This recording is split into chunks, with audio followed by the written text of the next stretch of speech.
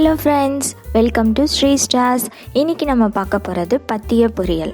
அதாவது குழந்தை பிறந்த பிறகு தாய்மார்கள் கொஞ்ச நாளைக்கு பத்திய உணவை தான் சாப்பிடணும்.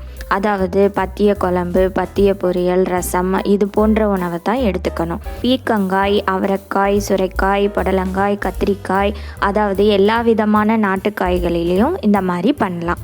இன்றைக்கி நம்ம பார்க்க போகிறது பீர்க்கங்காவை வச்சு எப்படி பத்திய பொரியல் பண்ணுறதுன்னு பார்க்கலாம். அவங்களுக்காக சமைக்கும்போது காய்கறிகள் எல்லாமே பிஞ்சாக தான் இருக்கணும். அதாவது பிஞ்சாக இருக்கிற பீர்க்கங்காய், பிஞ்சாக இருக்கிற அவரைக்காய் அந்த மாதிரி தான் சமைக்கணும். இன்றைக்கி நம்ம பிஞ்சு பீர்க்கங்காய் எடுத்திருக்கோம். பீர்க்கங்காவை நல்லா கழுவிட்டு தோலை லைட்டாக எடுத்தால் போதும். அதுக்கப்புறம் அதை சின்ன சின்னதாக கட் பண்ணி எடுத்துக்கணும். கடாயில் 2 ஸ்பூன் எண்ணெய் ஊற்றிக்கணும். நல்லெண்ணெயாக இருந்தால் நல்லது. எண்ணெய் சூடானதுக்கப்புறம் ஒரு 10 பல் பூண்டை எடுத்து அது சின்ன சின்னதாக கட் பண்ணி அதில் போட்டுக்கணும்.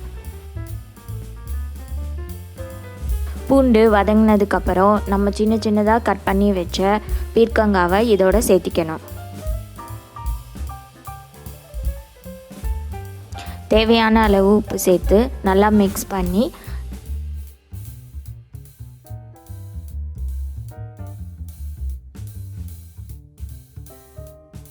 கொஞ்சம் தண்ணியை ஊற்றி அதை மூடி வச்சிடணும்.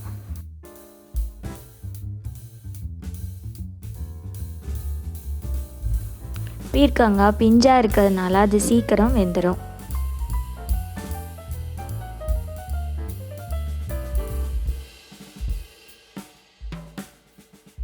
காய் வெந்ததுக்கப்புறம் 1/2 ஸ்பூன் மிளகு தூள் இதோடு சேர்த்து கலக்கிக்கணும்.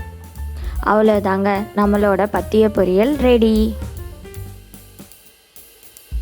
இது ரொம்ப டேஸ்ட்டாக இருக்கும். எல்லோரும் ட்ரை பண்ணி பாருங்கள். எப்படி இருந்ததுன்னு கமெண்ட் பண்ணுங்கள். தேங்க்ஸ் ஃபார் வாட்சிங்.